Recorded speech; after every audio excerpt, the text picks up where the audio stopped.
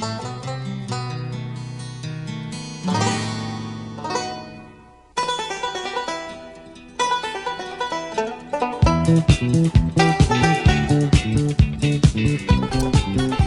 and welcome to another episode of the Cover Zero podcast, the show where I cover the least in the best way possible. I'm your host, Jason Wells, and the world is just kind of on fire right now. If you live in Ottawa, we've had like an air quality control with all the forest fires in the surrounding area. It's weird. It's weird waking up and walking out the door having it smell like campfire. But yeah, I guess it is what it is. This is the world we're living in right now. Thank you, climate change. Let's talk about some football, because talking about the climate really, it's just sad. Let's move on to some football. Not a whole lot to talk about this week, but as always, we'll go over the NFL Weekly Update, and I'll do part 2 of the Hall of Very Good. This one will be running backs and wide receivers. Should be a good show, and I guess let's just get right into the NFL Weekly Update. A lot of Bills news, honestly, this week. We'll start off with Ed Oliver has signed a 4-year, $68 million extension with $45 million guaranteed. Huge payday for Ed Oliver, obviously. But it's one of those things where I think the Bills are banking on him taking that next step and really earning that money.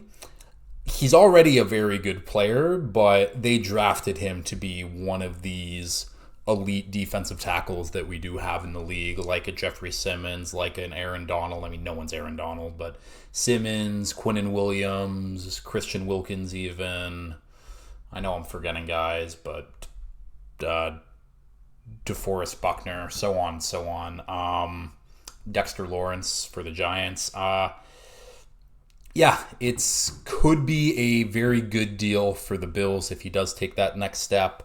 I feel like, we've been saying Ed Oliver is going to take this leap for the last couple seasons, and he's been good, don't get me wrong, but he now got paid. He needs to hit that next level. I think the Bills have made moves to put him in the best possible situation. Just let him pass rush. He's not that great of a run defender. They brought in Poona Ford for that reason. And the Bills also brought in this guy on a 1-year deal. Leonard Floyd signs a 1-year deal, $9 million with the Bills. Former first round pick, started his career with the Bears, has played his last 3 seasons with the Rams. His last 3 years, he's finished with 9 or more sacks. Very good piece to add this late in the offseason. It's a good move while Von Miller is still rehabbing his knee injury.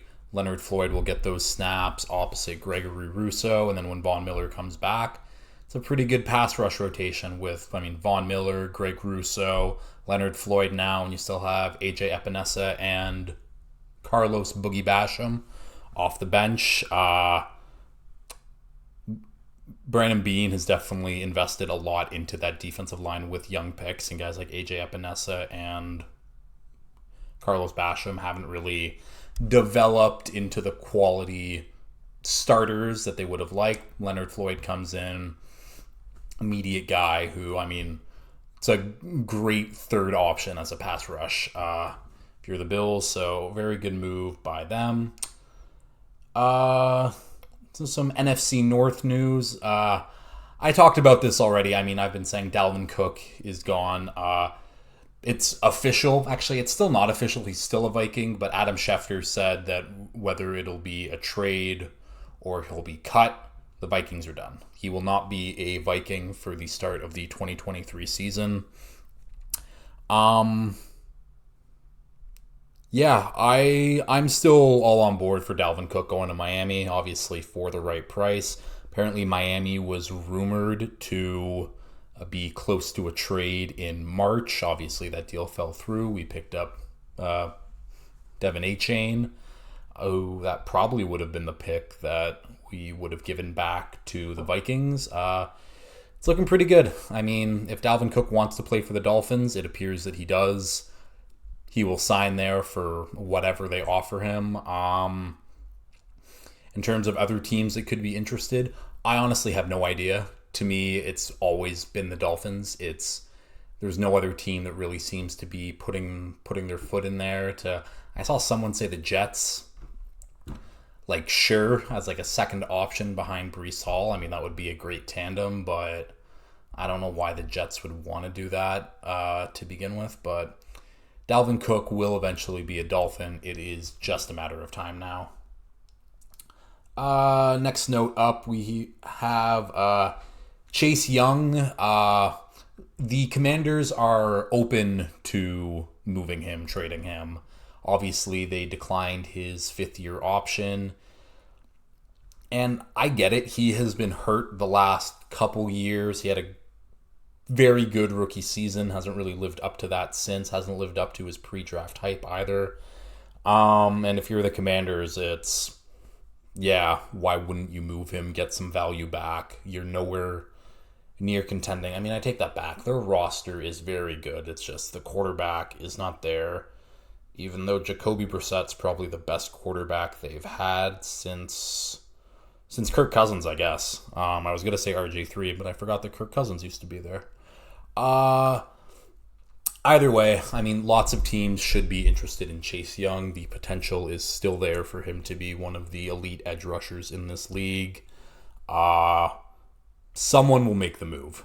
I'm not sure who. He will need to get paid for next offseason. He will need to get paid. Who wants to make that move? We'll see.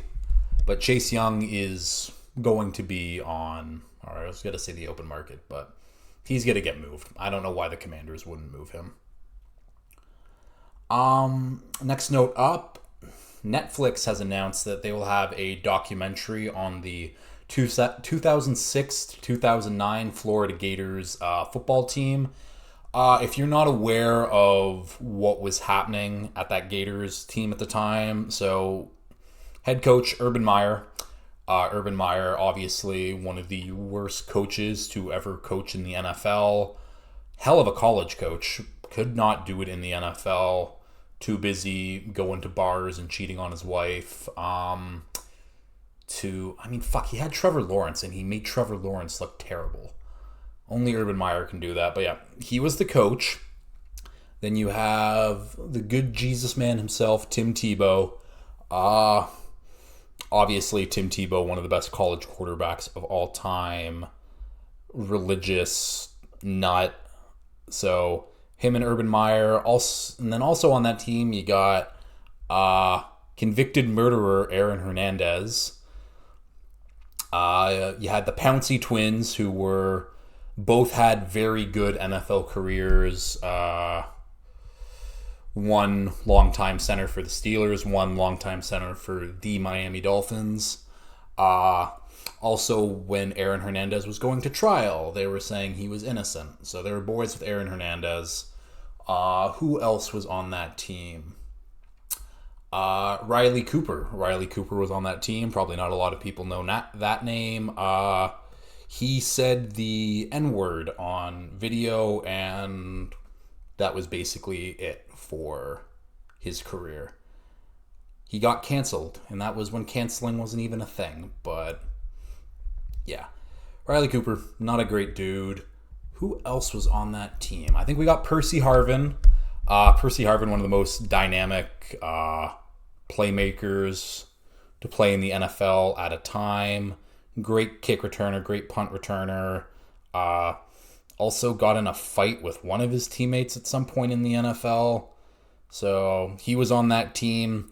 Cam Newton was there for a brief period of time before he stole a laptop and then had to go to community college before turning in one of the greatest college seasons ever at Auburn. But yeah, that'll be a very interesting documentary. I know the guys on Pardon My Take have been saying that someone should be making this documentary. Someone has. There are so many people on this team. Uh, it'll be wild. It'll be wild to figure out kind of the inner workings of what was going on for the 2006 to '09 Gators team. And last note up, Josh Allen is going to be on the cover of Madden 24. I saw a lot of people online being like, what has Josh Allen done to deserve the cover of Madden 24? Let's pump the brakes a little bit. Peyton Hillis was on the cover of Madden 13. That guy had one great season and then nothing else the rest of his career. And realistically, it's like, oh, he hasn't won anything. The only players in the league right now who have said that they have won something are Pat Mahomes, Aaron Rodgers, Lamar Jackson, Matt Stafford. Those are the only 4 quarterbacks anyways that have really won anything of note. I don't think I'm forgetting anyone. I think that covers all the MVPs and Super Bowl winners that are still, or quarterbacks anyways, that are still in the league. So yeah, Josh Allen definitely deserves to be on the cover. One of the most liked players in the NFL. Saying that as a Dolphins fan, that does mean a lot. Josh Allen is that guy. I love Josh Allen. Happy that he is on the cover. The Madden curse, though, always looms. I guess, who was on the cover last year? Was Pat Mahomes on the cover last year again? I don't know.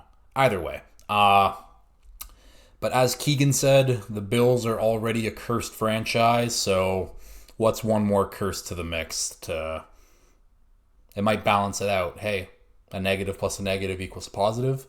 Maybe the Bills being a cursed franchise on top of the Madden curse from Josh Allen.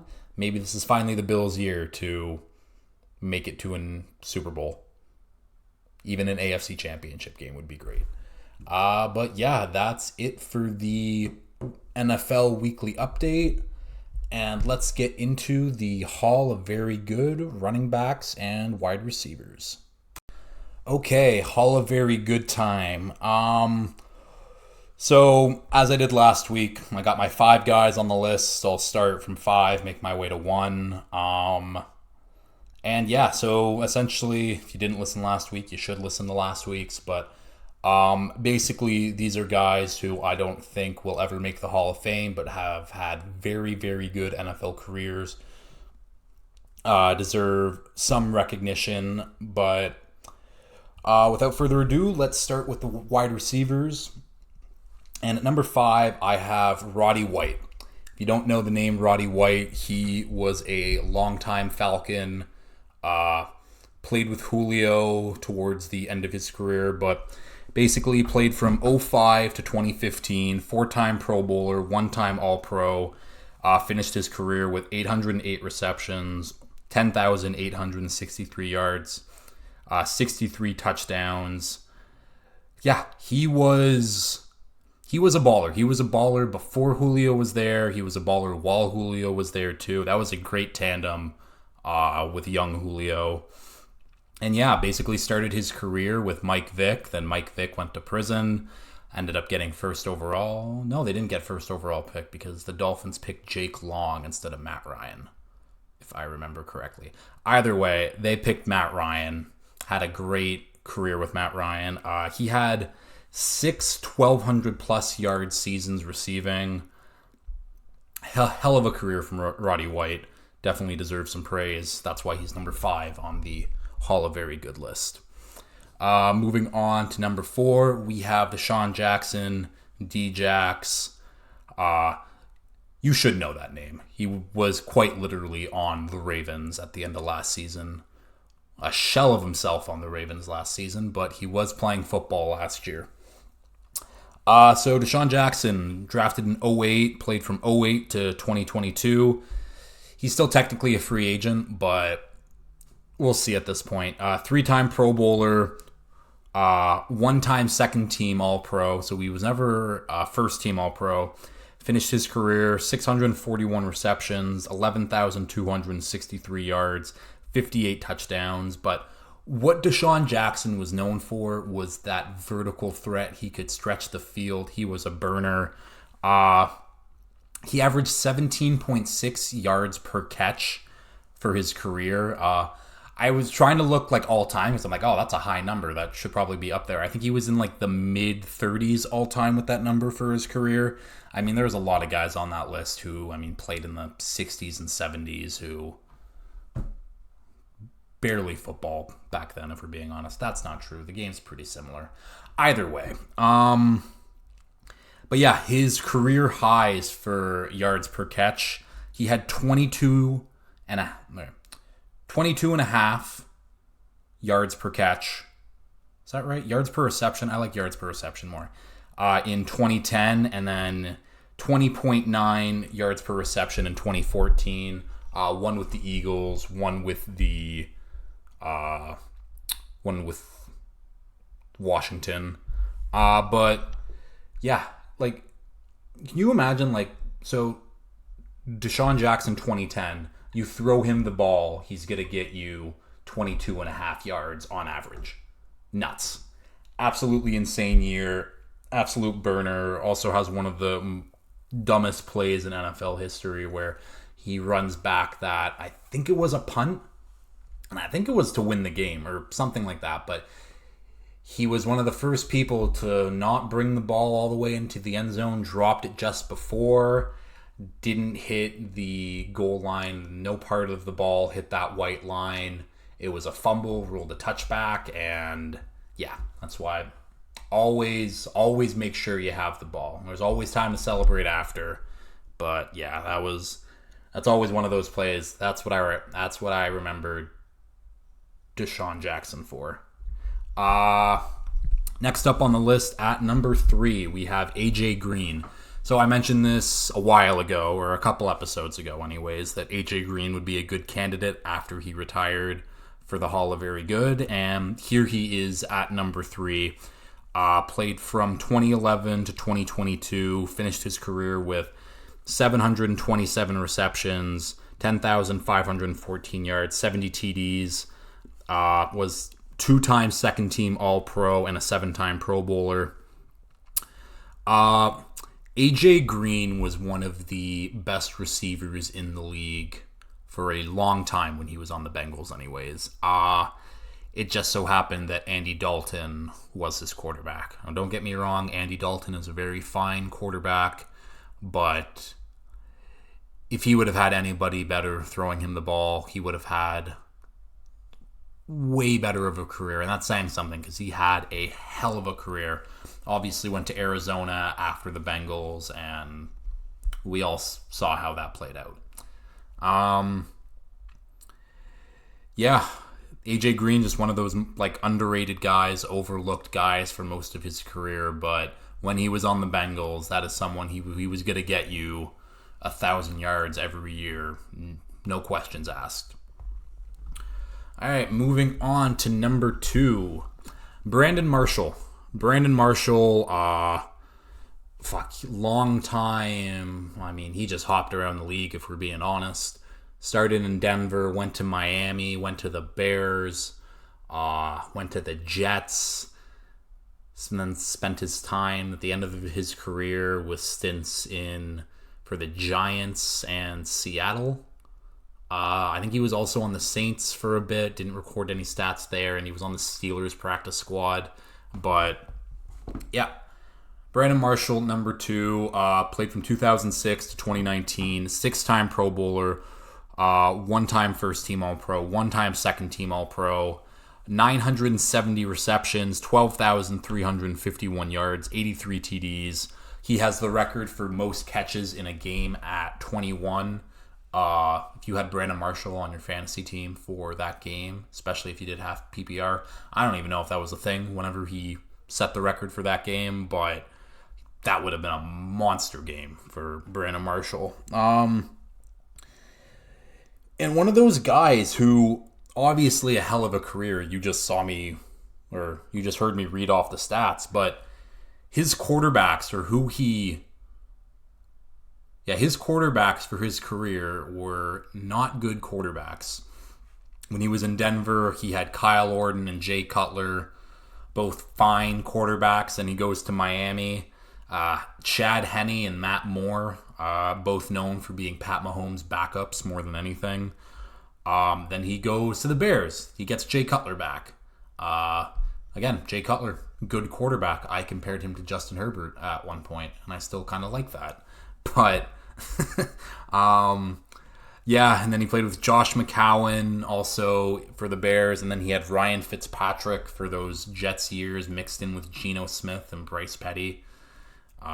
Bryce Petty, that's a name that, I mean, why would you ever hear that name? That guy was just a flash in the pan. Great college career at Baylor. Though. Yeah, Brandon Marshall, again, I said it with AJ Green, and Andy Dalton was a fine quarterback, but Brandon Marshall bouncing around from team to team. His best quarterback that he ever played with was Jay Cutler, and he put up those stats. Hell of a receiver. Again, his stats are close, but I don't think he'll ever make the Hall. That's why he is Hall of Very Good. And number 1 on my list, I have Chad Johnson, Chad Ochocinco, number 85 himself. Started in 2001, finished his career in 2011. 6-time Pro Bowler, 2-time All-Pro. Finished his career with 766 receptions, 11,059 yards, 67 TDs.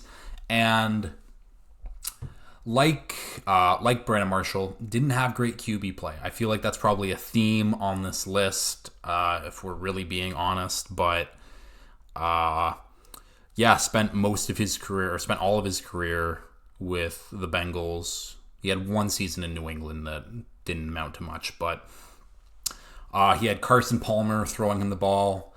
Carson Palmer, when he was on the Bengals, was not very good. Really had a resurgence towards the end of his career with the Cardinals and Bruce Arians there. And then when it wasn't Carson Palmer, it was John Kitna. Not great names. That's when the Bengals stunk. It's weird to say, because before Joe Burrow, Andy Dalton was the best quarterback the Bengals had since Boomer Esiason. Crazy to say, but yeah. Chad Ochocinco, I was actually lucky enough to see him play live when he played for the Montreal Alouettes in the CFL. And yeah, when it was the Ottawa Redblacks first season here, he was on the Alouettes, and I'm like, I want to go watch Chad Johnson play. He did fuck all in the CFL in terms of stat-wise, but I watched him every single snap he was on the field, wide open, literally every single time. His footwork, his route running, some of the best in the game ever. Hell of a personality. I mean, obviously, to switch your last name to your jersey number in Spanish. Take some balls.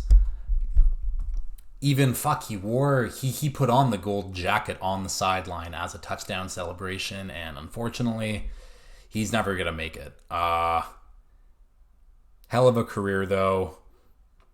One of the best personalities to play in the league, but he is number 1 on my Hall of Very Good list. Moving on to the running backs. Starting off at number 5, we have Steven Jackson. Steven Jackson played with the Rams for the majority of his career, finished off with the Falcons, played from 2004 to 2015, 3-time Pro Bowler, 2-time second-team All-Pro, finished his career with 11,438 yards, 69 TDs. But what was impressive about Steven Jackson, and I've always had this in the back of my mind, I don't know why, but he had 8 straight 1,000-yard seasons, and those were on Rams teams that were god-awful. Those were like the Sam Bradford year St. Louis Rams. That's a throwback. But yeah, 8 straight 1,000-yard seasons is very impressive at the running back position with all the wear and tear they go through. One of the most consistent running backs of the 21st century. We can honestly say that. Great career. When he moved over to the Falcons, that's where things started to go down. I mean, obviously he was getting older in age, but 8 straight 1,000-yard seasons is very, very impressive. Moving on to number 4, we have Beast Mode. We got Marshawn Lynch, the Skittles man himself. Starting in '07, drafted in 2007 for the Buffalo Bills. Finished his career in 2019. Four-time Pro Bowler, one-time All-Pro. Finished with 10,413 yards, 85 TDs, and basically owns every Seahawks franchise rushing record. All you can really say. Beast Mode was integral for those Seahawks Super Bowl runs. Obviously, he should have got the ball at the 1 yard line instead of passing it.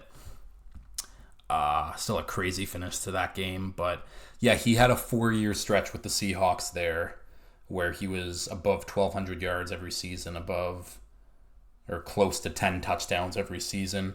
Just an absolute monster. I don't think I will ever forget his run versus the Saints in the playoffs, the Beastquake run where, he must have broken a tackle from every defender on the Saints on that play.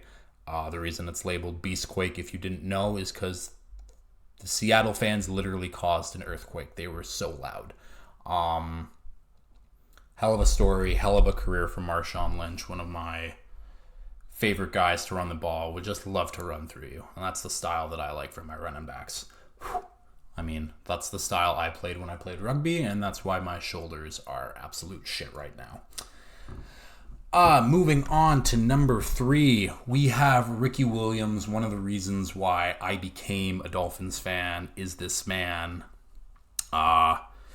Started in 1999, played 2011, one-time Pro Bowl, one-time All-Pro, 10,009 yards, 66 TDs. So Ricky Williams, one of my favorite Dolphins to ever play. I fell in love with him immediately on NFL Street. The best running back in that game, absolute monster. You could not tackle him. Couldn't tackle him in real life either, if you're being honest. But the legend of Ricky Williams basically starts with, on draft night, Mike Ditka, head coach of the Saints, basically traded their entire draft away to get Ricky Williams. Absolute lunacy to do that. Was Ricky Williams worth it? Not really, because he just went to the Dolphins right after, and then that's where he had his truly great years. But you might be looking, or you might be hearing the stats that I read off, only 10,000 yards, only one-time Pro Bowler, only one-time All-Pro, and wondering what happened? Ricky Williams likes to smoke weed, as many of us do, but he was the Josh Gordon before Josh Gordon. He had a 3-year stretch where he went 12 games played. He had a 4-game suspension, and he missed the entire. So that was 2005. He missed 4 games, missed the entire 2006 season, and then he played 1 game in 2007. Basically retired from the league because fucking bullshit that weed was a illegal substance, but is what it is. Rules have changed now, obviously, but during that time though, he went to the Toronto Argonauts in the CFL to play football because he didn't want to play, and his one stipulation was, if you're going to go do that, then you're going to come back and play for the Dolphins next year. He agreed. But while he was there, so Joe Theismann, who used to play for the Argonauts, former Washington quarterback too, I think he's 2-time Super Bowl winner with them, played in the 70s. Either way, kind of a dickhead after I read this, but so basically the Argonauts signed him, and then Joe Theismann comes out and says, Theismann claimed he was disgraced to be associated with the team that would knowingly sign an addict such as Williams. CFL had no substance abuse policies at the time, so it was fine. So Joe Theismann calling Ricky Williams an addict and being disgraced to have ever shared the Argonauts name with a guy like him. Fucking bullshit. But the funny part about this, though, is Joe Theismann's son pleaded guilty in 2002 to a felony charge of possessing drug paraphernalia. received a 10-year suspended prison term, placed on 5-year probation, and was fined. Either way, so the Argos co-owner came out and basically called Joe Theismann out to be like, you're shitting on Ricky Williams for smoking weed. Meanwhile, your son was arrested and on 5 years probation for essentially doing something similar. So, yeah, Joe Theismann, shitty guy. Ricky Williams, nothing but love. It just sucks that, I mean, he could have been an all-time great, and weed was the reason he was not. Still had a great career. I think, I mean, his one All-Pro year, he had like 1,800 yards and like 13 touchdowns, something crazy like that. Absolutely love Ricky Williams. Next guy up, number 2, a name that everyone should know. Le'Veon Bell. Might be a little high for him. I put him here when I was just kind of going through names in my head. I'm like, yeah, I like Le'Veon Bell at that spot. Played from 2013 to 2021, 3-time Pro Bowler, 2-time All-Pro. Only finished with 6,554 yards rushing, 42 TDs. What made Le'Veon Bell so special in my mind was his receiving ability. He was getting 100 targets a season back with the Steelers, lining up with the slot. In 2014, he had 2,215 scrimmage yards. Absolutely insane. And yeah, his patience running the ball was something. You seemed like he would get that ball, he'd be in slow motion, and then he would just hit that hole and be gone. And yeah, it sucks that his career ended the way it did. I mean, he held out with the Steelers. The Steelers weren't going to pay him. Went to the Jets, and then Adam Gase was the coach. And then that was that. And then spent time with the Chiefs, Tampa Bay, Baltimore. Yeah, now he's out of the league. But at one point, Le'Veon Bell was one of the best running backs in the NFL. Hell of a talent, hell of a receiver, hell of a do-it-all back.